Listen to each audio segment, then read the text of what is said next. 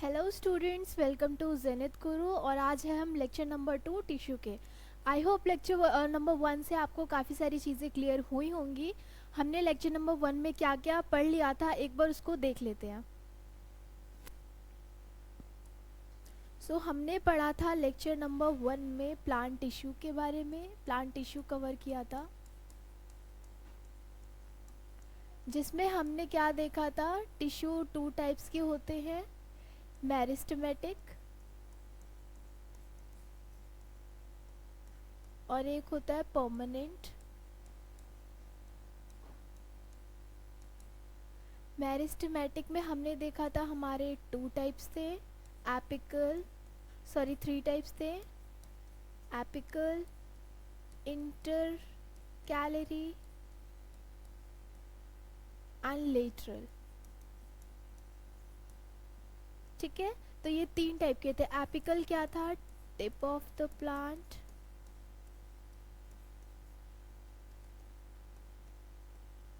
Plant के tip पे present था and responsible for height. Height कैसे इंक्रीज हो रही थी, because of the apical meristem. Height and like root का भी जो था इंक्रीजमेंट, वो एपिकल की वजह से था। तो ये टिप पॉइंट हमारा था एपिकल।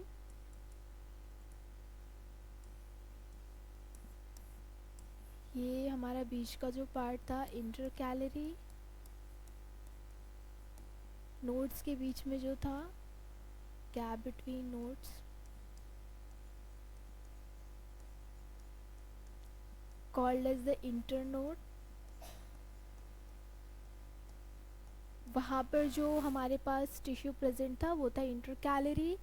उसके बाद है lateral, lateral width and girth of the stem.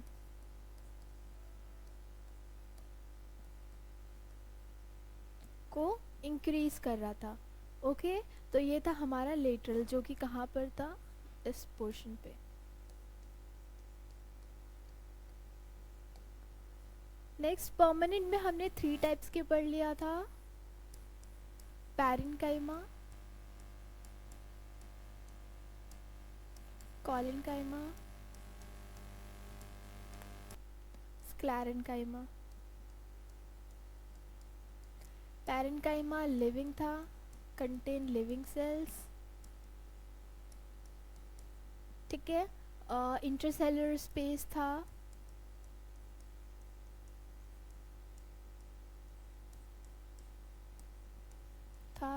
कॉलेन्काइमा में स्पेस बहुत कम था, they were having living cells but intercellular space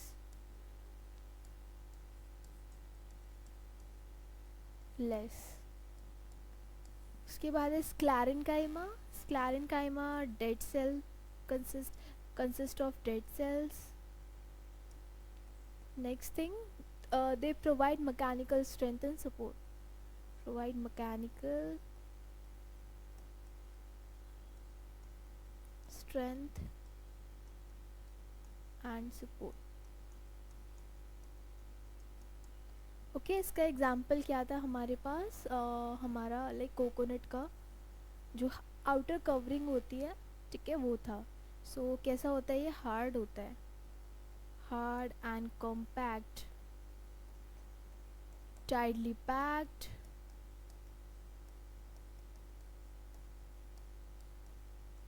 parenchyma और क्या था, they were very soft tissues, they were soft and helps in bending of the plant। flexibility किसकी वजह से आ रही थी, पैरेन्काइमा की वजह से,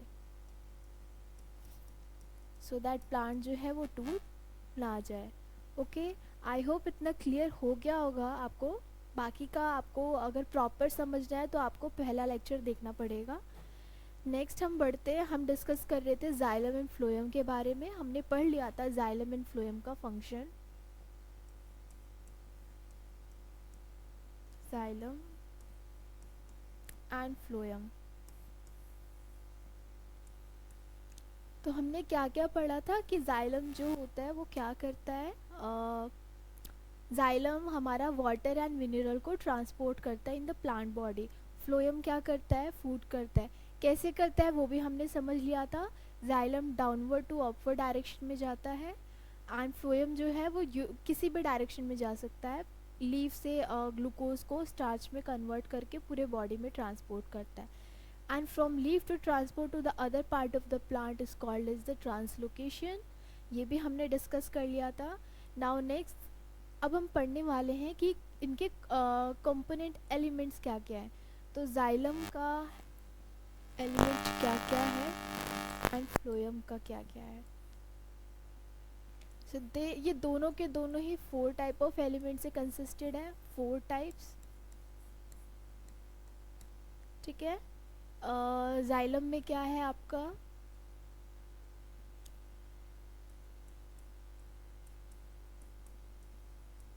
आपका हो गया ट्राचेट्स, पैरेन्काइमा। ये वही पैरेन्काइमा है बट ये जाइलम टिश्यू के अंदर प्रेजेंट है इसलिए जाइलम पैरेन्काइमा। और एक स्क्लेरेन्काइमा भी है,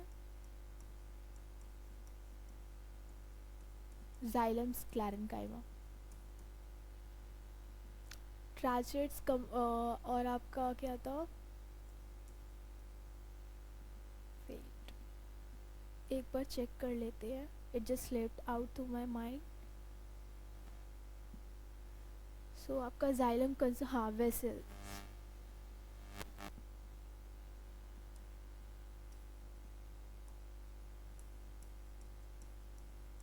वेसल्स।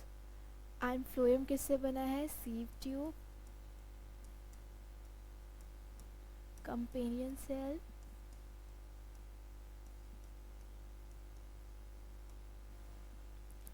फ्लोएम पैरेन्काइमा,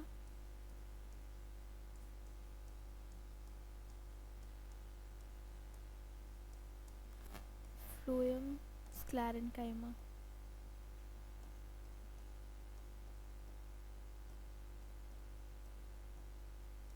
अब इस फ्लोएम पैरेन्काइमा, इन दोनों ही जाइलम और फ्लोएम पैरेन्काइमा का काम क्या होगा, फूड को स्टोर करना। ठीक है, तो they store food.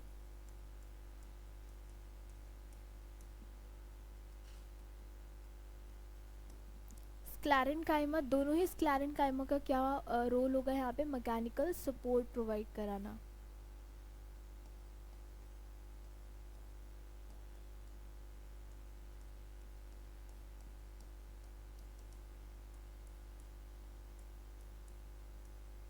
Mechanical support. Okay, next है हमारा ट्रैचेट्स एंड वेसल्स। सो ट्रैचेट्स का काम क्या है, ट्रैचेट्स एक ट्यूब लाइक स्ट्रक्चर होता है, किसे ट्यूबुलर स्ट्रक्चर्स। इनका डायग्राम देख लेते हैं फिर ज़्यादा अच्छे से समझ आएगा। ये हमारा ट्रैचेट्स,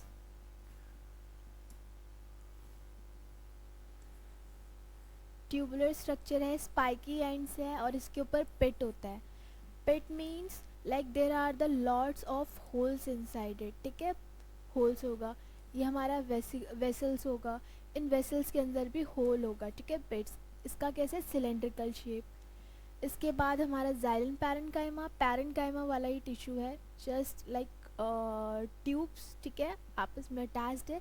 ये सब क्यों है, कंडक्शन कराने के लिए, किसका, वाटर एंड मिनरल्स का कंडक्शन कराने के लिए। ठीक है, तो ये डायग्राम्स आपको याद रखना है बिकॉज ये डायग्राम ड्रॉ करने के लिए आएगा ही आएगा।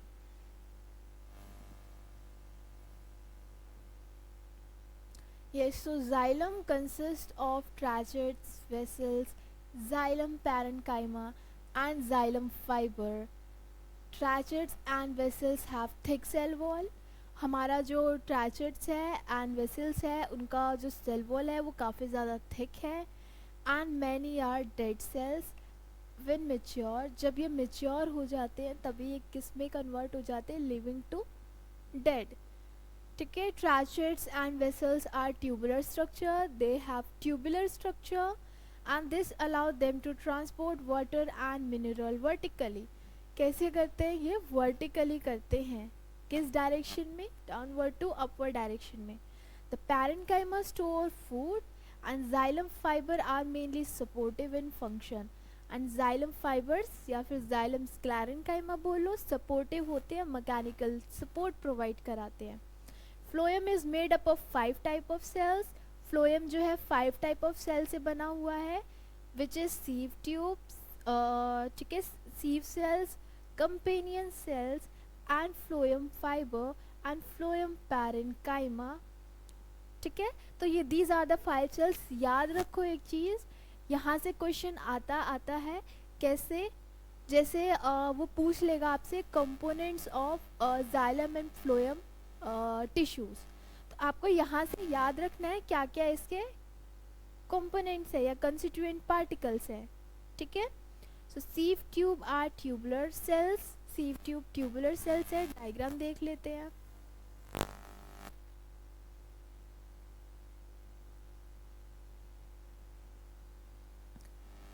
ये हमारा सीव ट्यूब, ये हमारा है सीव ट्यूब. कैसा है, ट्यूबुलर इन स्ट्रक्चर.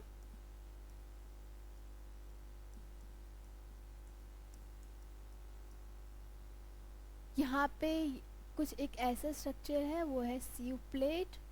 और ये हमारा फ्लोएम पैरेन्काइमा है, और ये हमारा है companion cell. Okay,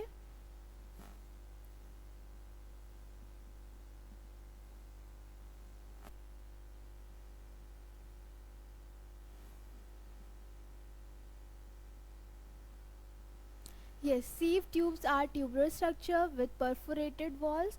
perforated means इनके walls पे क्या होंगे, holes होंगे.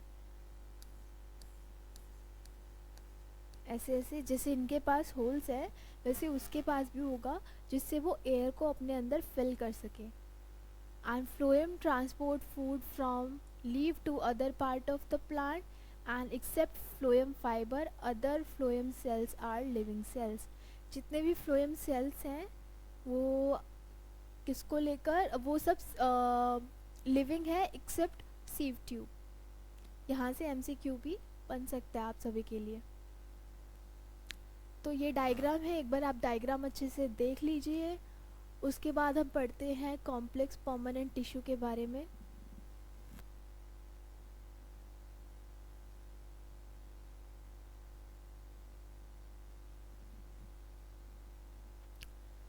चलो पढ़ते हैं कॉम्प्लेक्स परमानेंट टिश्यू के बारे में. सो कॉम्प्लेक्स परमानेंट टिश्यू में हम एनिमल टिश्यू की बात करते हैं. So animal tissue we have a lots of tissues in our body, सबको पता है. जैसे हमारा सिंपल स्क्वैमस है, स्ट्रैटिफाइड स्क्वैमस है, कॉलमुलर है. ठीक है, तो इन सब के बारे में हम एक बार देखते हैं.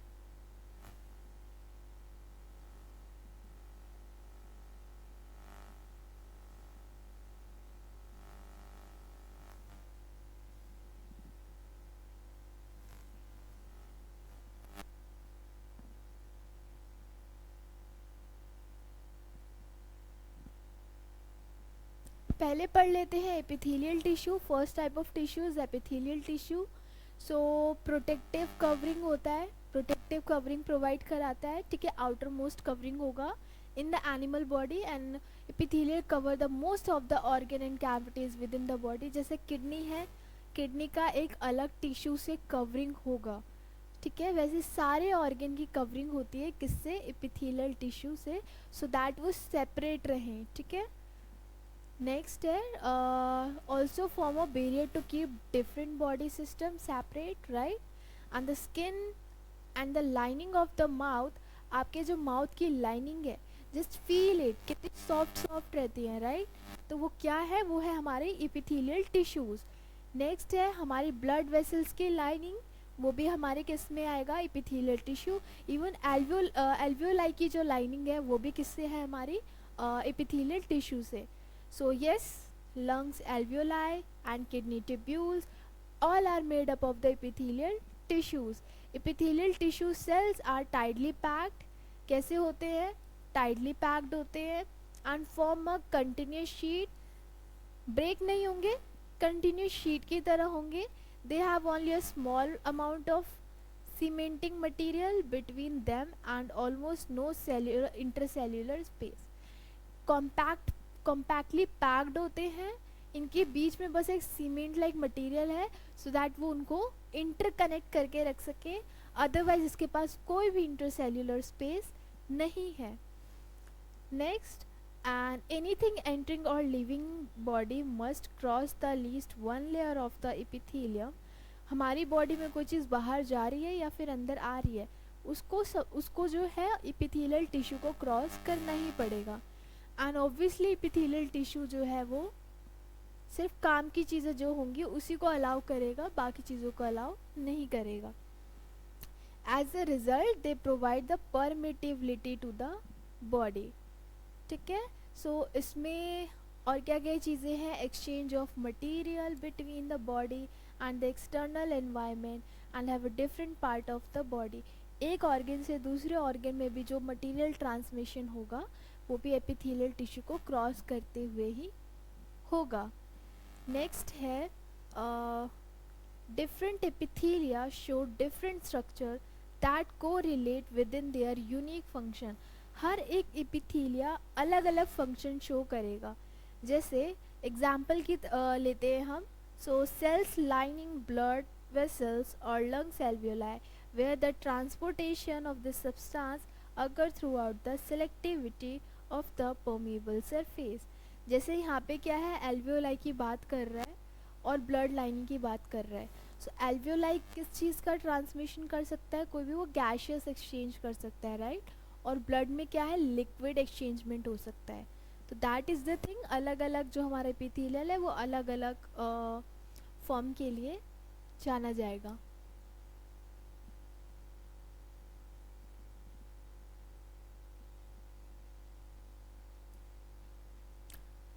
This is called simple squamous epithelium, या फिर जो स्क्वैमा है उसका मतलब क्या है आपका स्केल। ठीक है, तो सिंपल स्क्वैमस क्या है, simple means very simple, right. तो it will have a single layer. हमारा सिंपल स्क्वैमस में क्या होगा, सिंगल लेयर होगा। नेक्स्ट एक बार समझ लेते हैं।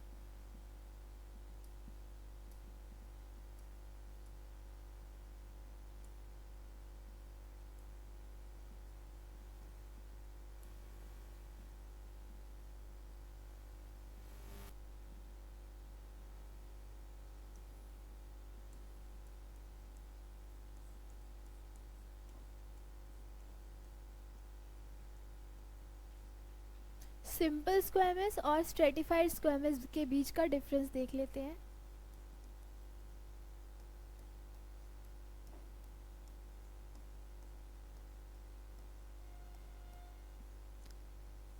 सिंपल स्क्वैमस में क्या होगा, सिंगल लेयर होगा आपका।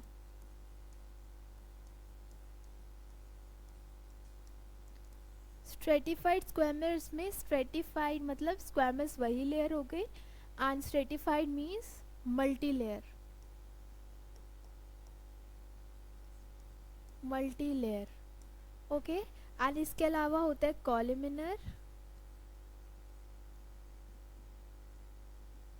जो कॉलम शेप्ड होगा,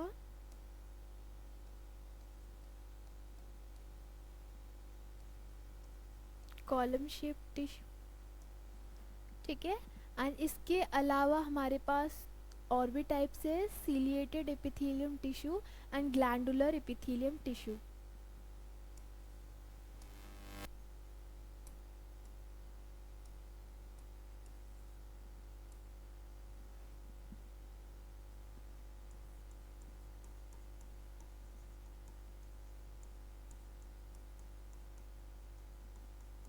एपिथेलियम टिश्यू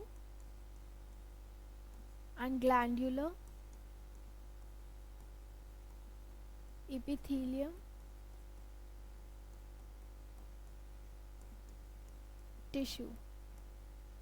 ठीक है, सीलिएटेड क्यों बोला गया है यहाँ पे, because it is this word is associated with the term cilia. Cilia मतलब हेयर लाइक प्रोजेक्शन। तो ऐसी बहुत सारी जगह होती है हमारी बॉडी में, ऐसे बहुत सारे टिश्यूज़ हैं हमारी बॉडी में जिनमें क्या है, सीलिया प्रेजेंट है, हेयर लाइक स्ट्रक्चर प्रेजेंट है। वो काम क्या करते हैं, जैसे ले लेते हैं एग्जांपल हमारे नॉस्ट्रल्स का। तो हमारे नोज़ के अंदर जो है कुछ सीलिएटेड मसल्स प्रेजेंट है, ठीक है। वो करते क्या है, जब भी कोई फॉरेन पार्टिकल जाता है तो वो म्यूकस को रिलीज़ करेंगे, एंड म्यूकस क्या करेगा, वो उन पार्टिकल्स को जो है वहीं पे जाम कर लेगा, उसको फिल्टर करेगा एंड फिर एयर को हमारे बॉडी में अंदर जाने देगा, राइट। तो ये क्या था हमारा सीलिएटेड इपिथेलियल टिश्यू। तो कैसा है, प्रोटेक्टिव है। Cilia present over the body, present over the tissue. जैसे देखो कॉलमिनर भी है ना हमारा, कॉलमिनर टिश्यू लाइक दिस,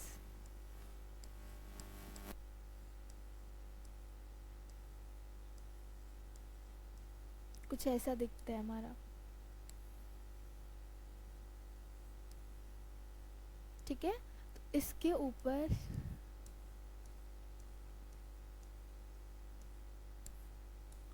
ऐसे ऐसे अगर सीलिया आया तो कैसा बन जाएगा, सीलिएटेड। अब ग्लैंडुलर कब कहलाएगा, जब उनमें ग्लैंड्स हार्मोन रिलीज करेंगी, तो उसे बोलते हैं ग्लैंडुलर। ग्लैंड्स लाइक हमारा सलाइवरी ग्लैंड,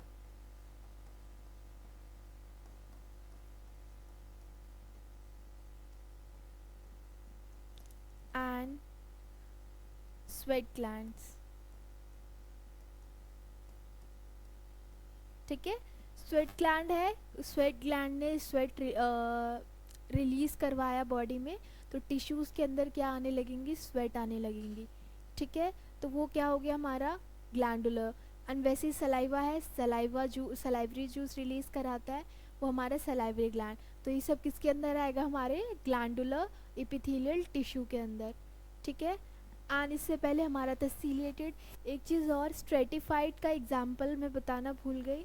स्ट्रेटिफाइड का जो एग्जाम्पल होगा आपका, मल्टी लेयर्ड क्या होती है हमारी स्किन, ठीक है। अगर कभी स्किन में चोट लगती है तो अंदर की स्किन दिखती है, उसके अंदर there are many layers of skin, ठीक है। दैट्स वाई वो क्या है, हमारा स्किन क्या है, स्ट्रेटिफाइड टिश्यू, ठीक है, stratified squamous tissue.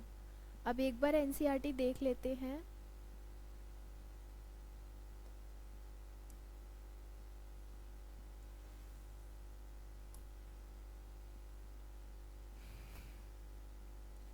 Stratified squamous tissue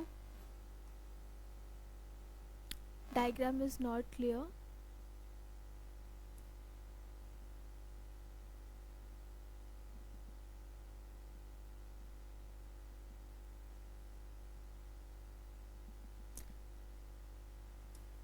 देखो ये हमारा है, इनमें ऐसे बहुत सारे स्ट्रक्चर्स होंगे।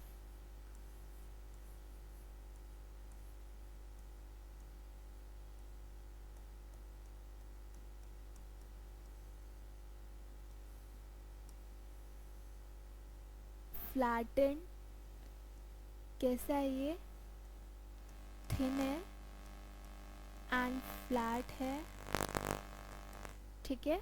दिस इज अवर स्क्वामस, और क्या है ये, सिंगल लेयर। अब इन्हीं की बहुत सारी लेयर्स क्या हो बन जाएंगी हमारी स्ट्रेटिफाइड।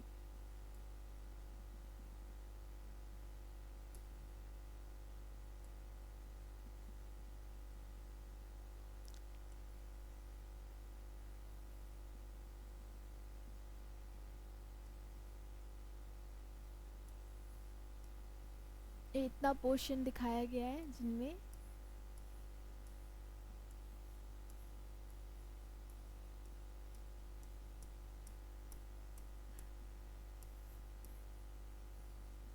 कुछ इस तरीके से दिखाई देंगी, ठीक है। पूरे बॉडी पे ऐसा ही स्ट्रक्चर प्रेजेंट होगा। This is stratified squamous.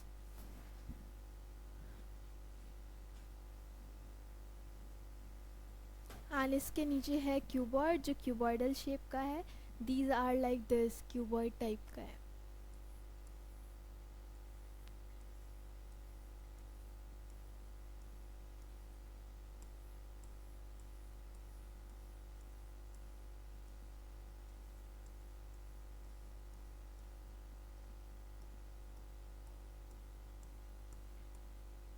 ये सभी डायग्राम आपको याद रखना है, एग्ज़ाम में आपको बनाना पड़ सकता है.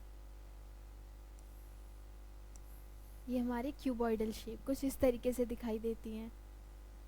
इसके बाद ये कॉलमिनर सीलिएटेड, इन्हीं के ऊपर सीलिया प्रेजेंट होगा. ठीक है, ये डायग्राम्स क्लियर नहीं है, एक बार आप सभी अपनी एनसीईआरटी में ज़रूर देख लें.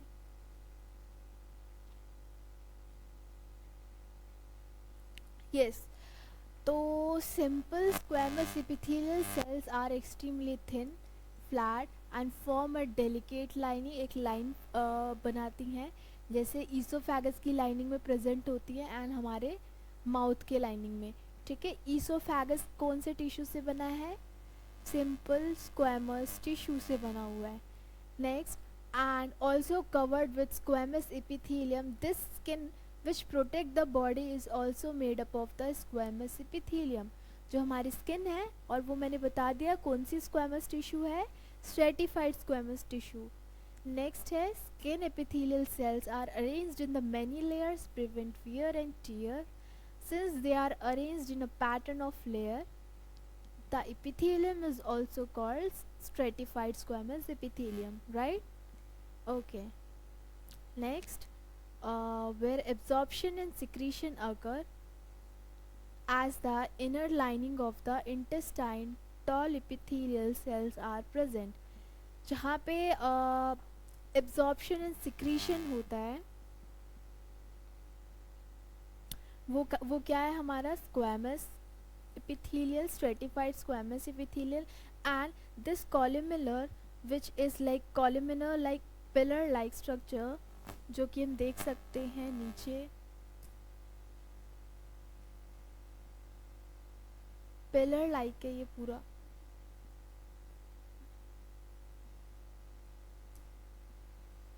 ये हमारा पिलर लाइक है.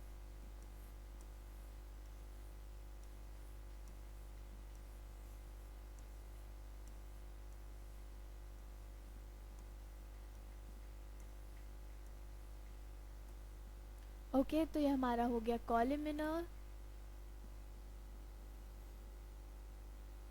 तो वो उसी के बारे में बता रहा है, कॉलमिनर के बारे में. पेलर लाइक होते हैं epithelium, फैसिलिएट movement across the epithelial Periyar. और ये क्या करते हैं, मूवमेंट कराने में हेल्प करते हैं हमारे एपिथेलियल पेरियर से, लाइक जो बैरियर है वहाँ से उस साइड पार्टिकल को करने के लिए. in the respiratory tract the columnar epithelial tissue also have cilia. और हमारे respiratory tract में क्या होता है, इनके ऊपर एक cilia present होता है, मतलब like hair like projection, right, which is hair like projection on the outer surface of epithelial cell. And this cilia can move, right, movement provide कराता है. And that movement pushes the mucus forward to clear it. And वो mucus को क्या release करवाता है, उसको forwardly push करता है सो दैट जितने भी अनवांटेड मटेरियल है वो वहाँ पे आके जाम हो जाए, right. And this type of epithelium is the ciliated columnar epithelium. Now cuboidal shape की बात कर लेते हैं. क्यूबॉइडल एपिथेलियम क्यूब शेप्ड होता है, हमने देख लिया, right.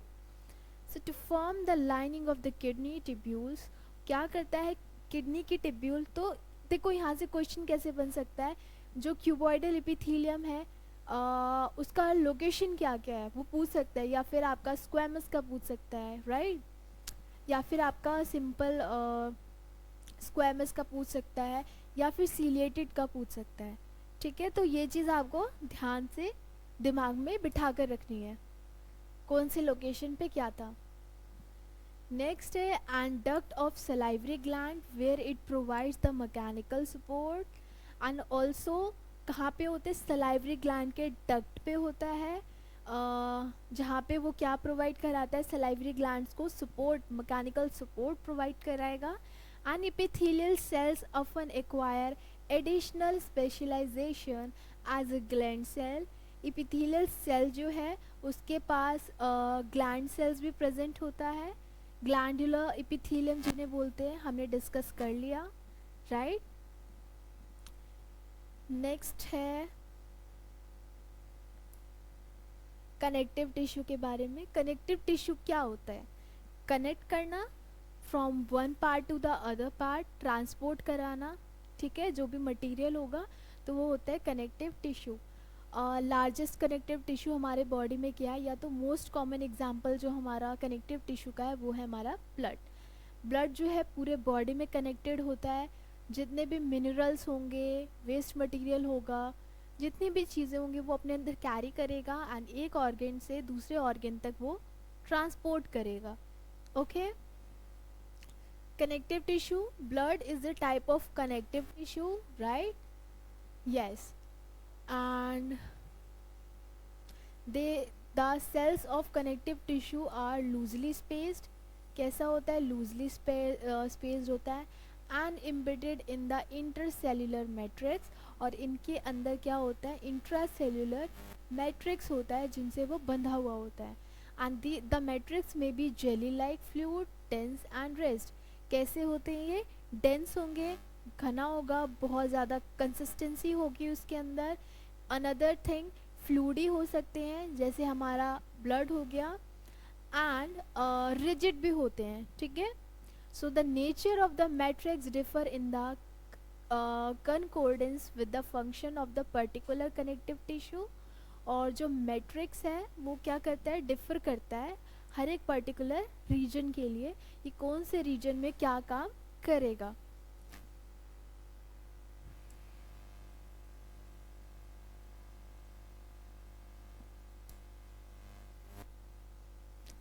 Different white blood corpuscle. देखो ये डब्ल्यू है, ठीक है. ये डिफरेंट टाइप के हैं. एक हमारा न्यूट्रोफिल है और एजिनोफिल है, बेसोफिल है, ठीक है. Lymphocytes, monocytes, platelets, these are all W. अभी पढ़ते हैं ब्लड के कंपोनेंट्स के बारे में. ब्लड के कितने कंपोनेंट्स होते हैं? ब्लड में हमारे डब्ल्यू होगा, आरबीसी होगा, समझ लेते हैं.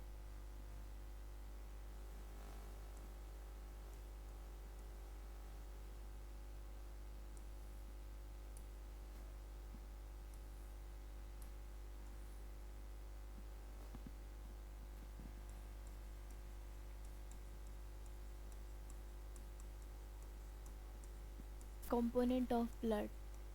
Blood is a connective tissue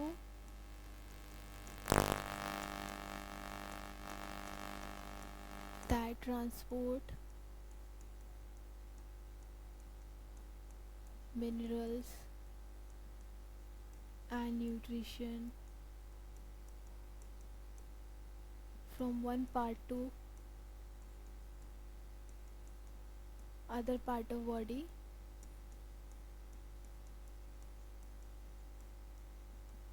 okay. Next components क्या क्या है?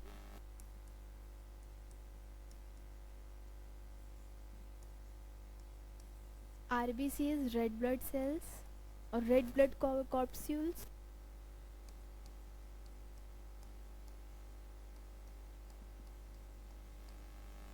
अब इस आरबीसी के पास ये रेड कलर आता कहाँ से है? With the help of the red pigment that is called haemoglobin.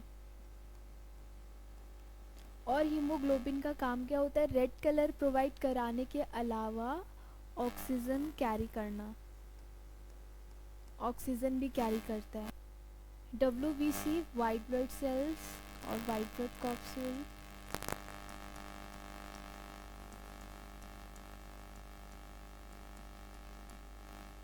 Okay.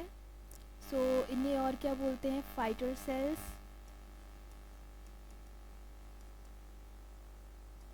Fighter sales क्यों बोलते हैं? Because they fight against the pathogen. They fight against the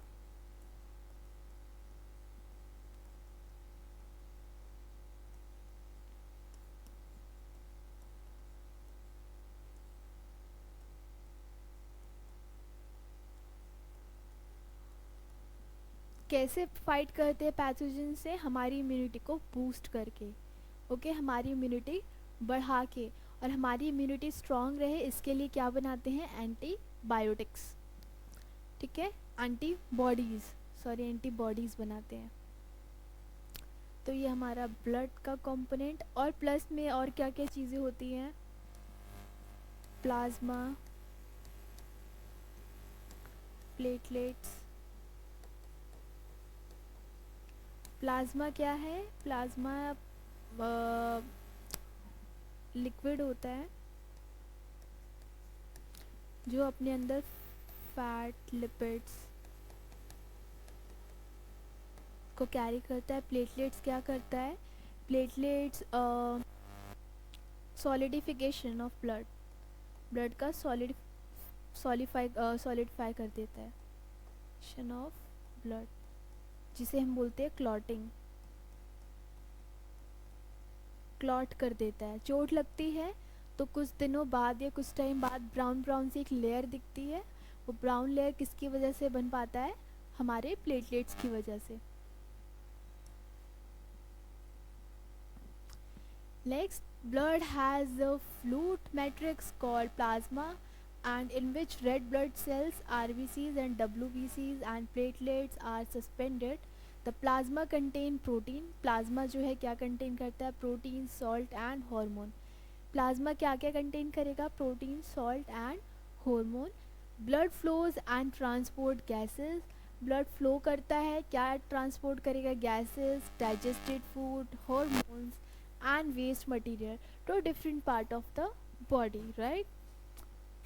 Bone, blood के बाद हमारे पास दूसरा कनेक्टिव टिश्यू होता है बोन। ऊपर से लेकर नीचे तक हर जगह हम खड़े हो पा रहे हैं, क्यों? बिकॉज हमारे बोन्स कनेक्टेड है, connected to each other. So bone is the another example of connective tissue. It form the framework that support the body, right? It also anchors the muscles and support the main organ of the body, और support करता है main organ हमारी body का. It is a strong and non-flexible tissue. बहुत strong है but non-flexible है.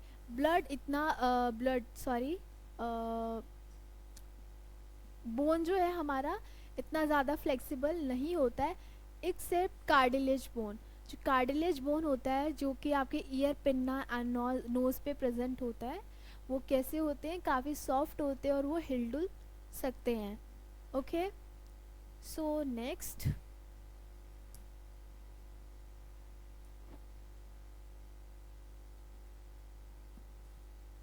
bone cells are embedded in the hard matrix that is composed of calcium and phosphorus compound. सुना है ना, बोन के लिए कैल्शियम बहुत ज़रूरी है, फॉस्फोरस बहुत ज़रूरी है. तो क्यों ज़रूरी है? बिकॉज वो उसको एक हार्ड स्ट्रक्चर प्रोवाइड कराता है, सो दैट बोन की डेंसिटी बनी रहती है. ठीक है. So two bones can be connected to each other by another type of connective tissue called ligament. देखो, दो टाइप्स के होते हैं. लिगामेंट होता है, ठीक है, एंड एक होता है टेंडॉन्स. लिगामेंट मतलब कि समझ लो सीमेंट टाइप कुछ, ठीक है, वैसा एक मटेरियल होगा जो एक बोन को दूसरे बोन से कनेक्ट करता है. और टेंडन क्या है? मसल्स को बोन से कनेक्ट करेगा. ठीक है, जो मसल्स है ना बोन से कनेक्टेड है.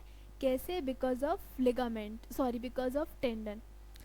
सो two bone can be connected to each other by another type of connective tissue called ligament, and this tissue is very elastic. ये टिश्यू क्या है? इलास्टिसिटी शो करती है, and it has considerable strength. इनके पास बहुत ज़्यादा strength होगा. Ligament contain the very little matrix and connected bone.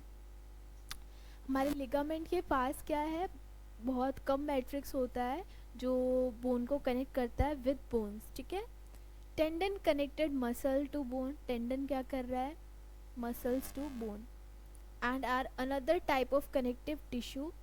Tendon are fibrous tissue with great strength but limited flexibility. अब जो टेंडन है वो मसल को बोन से तो कनेक्ट करते हैं, बट टेंडन जो है फाइब्रस टिश्यू होते हैं, so that they have a limited flexibility, इनके पास कुछ हद तक फ्लेक्सिबिलिटी होती है।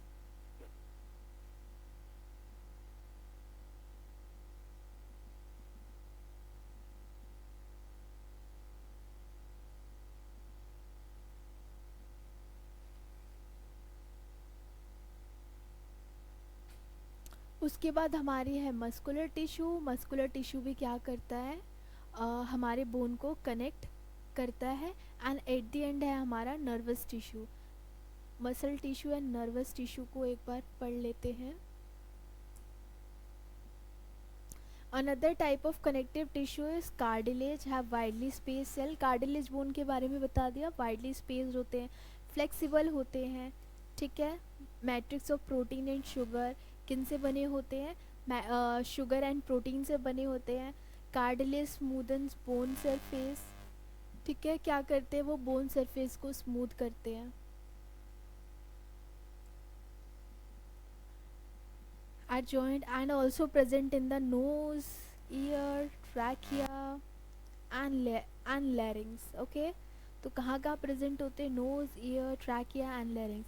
We can fold the cartilage of the ears but we cannot bend the bone in our arms, ठीक है। सो हम जो कार्टिलेज है वो हम उनको फोल्ड कर सकते हैं, जो हमारे ईयर्स है देखो उन्हें फोल्ड कर सकते हैं, नोज है उनको इधर उधर हम आराम से मूव कर सकते हैं, बट हमारे जो आर्म है we can't like do so much, okay.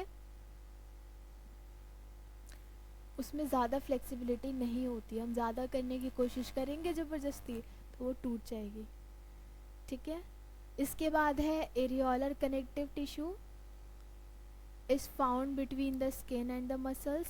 Skin और मसल्स के बीच में जो टिश्यू होता है वो होता है areolar connective tissue, and around the blood vessels के अराउंड एंड नर्व के अराउंड होता है। And in the bone marrow क्या होता है, सपोज ये आपका बोन है, अब ये बोन अंदर से हॉलो होता है, इनके अंदर एक लिक्विड प्रेजेंट होता है, वो लिक्विड क्या होता है, बोन मैरो। नेक्स्ट है it fill the space inside the organ के अंदर का स्पेस फिल कर देता है and support internal organ and help in the repair of tissue. Internal strength provide कराता है और क्या करता है, हमारे टिश्यूज़ को रिपेयर करता है अगर वो डैमेज हो गए तो। नेक्स्ट है fat storing adipose tissue. Adipose tissue होते हैं हमारे बॉडी में present.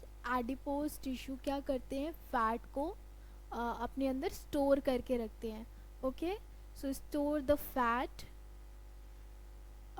Yes, found in the below of the skin. और देखो हमारी जो स्किन है इसके नीचे एक लेयर होती है, किसकी लेयर होती है, एडिपोज की लेयर होती है, उसमें बहुत सारे फैट प्रेजेंट होते हैं। अभी जो भी हम सनलाइट में जाते हैं या फिर जो भी डस्ट वगैरह है, अब वो इस एडिपोस लेयर के अंदर जाके क्या हो जाती हैं, फिक्स हो जाती हैं। डेड स्किन कैसे होता है, डेड स्किन होता है जब उसके ऊपर बहुत सारी धूल मिट्टी सनलाइट बहुत सारी चीज़ें आ रही हैं, ठीक है, तो ये अपने अंदर स्टोर करके रखता है। अब जब हम अपने स्किन की क्लीनिंग करवाते हैं तो क्या करते हैं उन क्लीनिंग प्रोसेस में, जो हमारा एडिपोज टिश्यू है उसके अंदर का फैट को बाहर निकाल दिया जाता है, सो दैट हमारी स्किन जो है वो वापस से ग्लो करने लगे। And between the internal organ, और इंटरनल ऑर्गन के बीच में होता है, the cell of this tissue are filled with the fat globules and storage of fat also it is act as a insulator की तरह भी एक्ट करता है।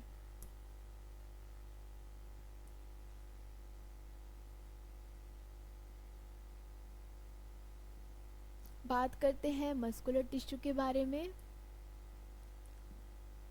मस्कुलर टिश्यू क्या है, आपके बॉडी में मसल्स हैं, राइट, तो ये मसल्स करते क्या है, मस्कुलर स्ट्रेंथ। अब सिर्फ हड्डी होगी तो आप कितना ही काम कर पाओगे, राइट। हमारे अंदर मसल्स तो होंगे, मसल पावर तो होंगी नहीं, हम चीज़ों को मूव नहीं कर पाएंगे प्रॉपरली, राइट। तो इसलिए हमारे पास क्या है, मसल्स टिश्यू है। Muscle tissues consist of the elongated cell, elongated cell से बने हुए हैं जिन्हें बोलते हैं मसल फाइबर।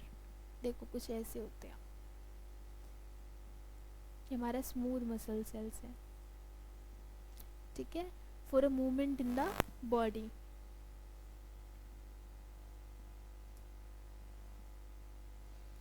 अभी मसल्स को जो है किसकी सबसे ज़्यादा ज़रूरत होती है, प्रोटीन की, ठीक है। ये प्रोटीन कंसिस्ट करते हैं जिन्हें बोलते हैं contractile protein, which contract and relax the cause of the movement. इससे क्या हो पाता है, हमारा जो मसल का मूवमेंट है, कंट्रैक्शन एंड रिलैक्सेशन, वो हो पाता है। प्रोटीन के कौन से पार्ट होते हैं इसमें, एक्टिन एंड मायोसिन। तो ये याद रख सकते हो, जो कॉन्ट्रेक्टाइल प्रोटीन है इसमें कैसे सेल्स होते हैं, एक्टिन एंड मायोसिन, जो कंट्रैक्शन रिलैक्सेशन करते हैं। मतलब अगर आपने बहुत तेज़ अगर बंद किया अपने हाथों को तो आपको कंट्रैक्शन फील होगा, ठीक है। इसके बाद रिलैक्सेशन फील होगा। तो क्यों हो पा रहा है, बिकॉज ऑफ द प्रोटीन, ठीक है।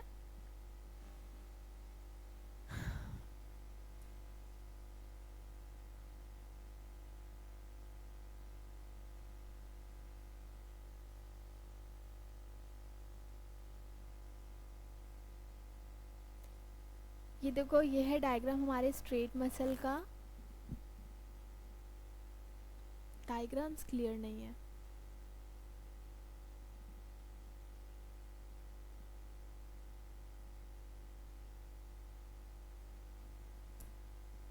खैर डायग्राम ऐसा है।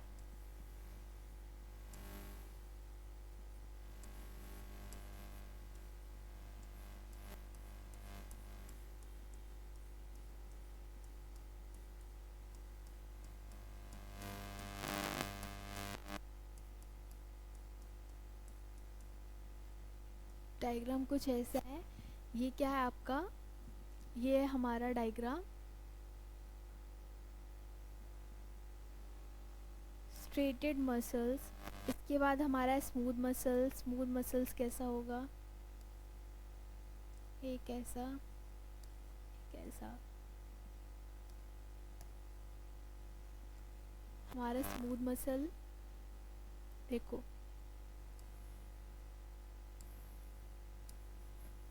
न्यूक्लियस है ये इसका,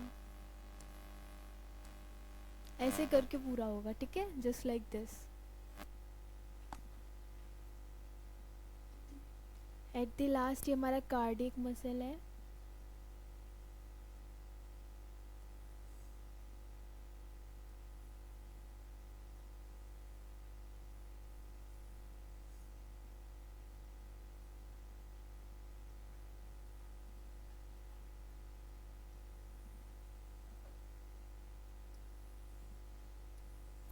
अब इन कार्डिक, इसके अंदर न्यूक्लियोइड्स होंगे, न्यूक्लियस, इधर उधर, पैराफिरल,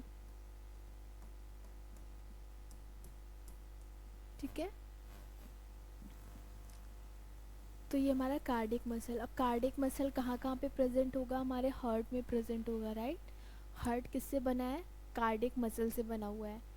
और हमारा स्मूथ मसल्स क्या है, हमारे नॉर्मल जो हमारा आर्म्स होता है, थाइज होती हैं, उनमें प्रेजेंट होगा, ओके। एंड स्ट्रेट मसल्स जो है हमारे स्ट्रेट, लाइक जो स्ट्रेटली प्रेजेंट है हमारे बॉडी में। एक होता है स्केलेटल मसल्स, जो क्या करते हैं, स्केलेटन की तरह हमें मैकेनिकल सपोर्ट भी प्रोवाइड कराते हैं। So these muscles are called skeletal muscles as they have mostly attached to the bone and help in the body movement. तो ये muscles जो है क्या है, हमारे bone से connected है and they help in क्या movement, body movement में, ठीक है। Under the microscope these muscles shown in the alternate light and dark band. Light और डार्क बैंड, जैसे कि ये दिख रहा है ना, एक जगह लाइट बैंड होगा और एक जगह आपका डार्क बैंड होगा, ठीक है। तो कुछ लाइट और डार्क बैंड में दिखते हैं and as a result they are also called striated muscles, इसलिए इन्हें क्या बोलते हैं, striated muscles. Now the cells of this tissue are long, इन टिश्यूज़ के जो सेल हैं कैसे होते हैं, long, cylindrical, unbranched and multi nucleated.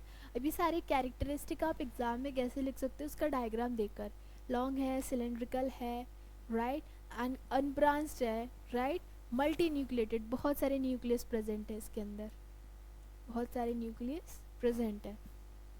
Now the body, the movement of the food in the alimentary canal, the contraction and relaxation of the blood is are involuntary actions। ठीक है, तो ये कैसे मसल्स है जो इनवॉलेंटरी एक्शंस को follow करते हैं। इनवॉलेंटरी एंड वॉलेंटरी एक्शंस के क्या क्या होते हैं, वॉलेंटरी जो हमारे विश के अकॉर्डिंग चलते हैं, इनवॉलेंटरी जो हमारे विश के अकॉर्डिंग नहीं चलते हैं, ऑटोमेटिकली रिस्पॉन्स करेंगे। Smooth muscles, involuntary muscles control such movements, and they are also found in the iris of our eyes, in the ureter, and in the bronchi of the lungs. The cells are long with the pointed spindle shape. The spindle shape है, pointed है, आपने structure देख लिया है, this one. And uninucleated, एक ही nucleus होगा एक cell में, and they are also called unstratified muscle, और इन्हें और क्या बोल सकते हैं, unstrated muscle। इसके बाद हार्ट मसल है, हार्ट मसल्स कौन सा है आपका, the muscle of the heart show the rhythmic contraction and the relaxation throughout the life. These involuntary muscles are called cardiac muscles। Heart जो है पंप करता है, राइट, तो कॉन्ट्रैक्ट होता है फिर रिलैक्स होगा, कॉन्ट्रैक्ट होगा रिलैक्स होगा, ठीक है। Heart muscle cells are cylindrical, branched and uninucleated. याद रखना ये सारी चीज़ें जो हैं आपको बतानी पड़ेंगी जब भी क्वेश्चन आपसे पूछा जाएगा।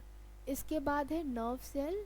नर्व सेल के बारे में वैसे हमने काफ़ी कुछ डिस्कस कर लिया था सेल के अंदर ही, तो आई होप आप सेल वाला एक बार लेक्चर देख लेना, तो उसमें से आपको काफ़ी कुछ क्लियर हो जाएगा, ऑलमोस्ट सब कुछ क्लियर हो जाएगा, हमने सब कुछ कवर कर लिया है। एक बार डायग्राम से समझ लेते हैं। ये है cell body, this entire part, या फिर इसको बोलते हैं सोमा, या फिर क्या बोलते हैं पेरिकैरियन।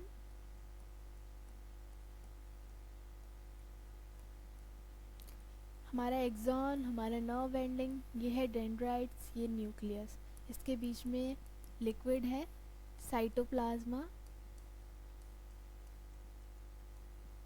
ठीक है। सो करता क्या है, ये नर्व एंडिंग है, और ये यहाँ पे साइनेप्स क्या है, जंक्शन बिटवीन टू न्यूरॉन।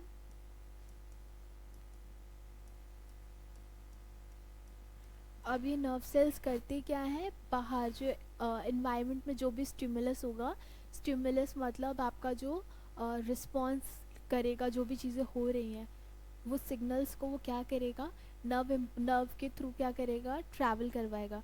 तो यहाँ से एंटर नर्व एंडिंग जो है, साइनेप जो है, इनमें क्या होता है, इस पॉइंट पे साइनेप्टिक क्लेफ्ट होता है जो क्या करता है, न्यूरोट्रांसमीटर रिलीज़ करेगा, और वो न्यूरोट्रांसमीटर इलेक्ट्रिकल फॉर्म में क्या करेगा, वो हमारे सिग्नल को ट्रांसपोर्ट कराएगा, और वो डेंड्राइट्स के थ्रू ट्रांसमिट होता रहेगा, और हमारे मसल्स तक ये न्यूज़ पहुंच जाएगी कि बाहर ये एनवायरनमेंट है, कोल्ड हो रहा है, हॉट हो रहा है, जो भी हो रहा है, तो तो हमारे ब्रेन को उसके अकॉर्डिंग रिस्पॉन्ड करना होगा।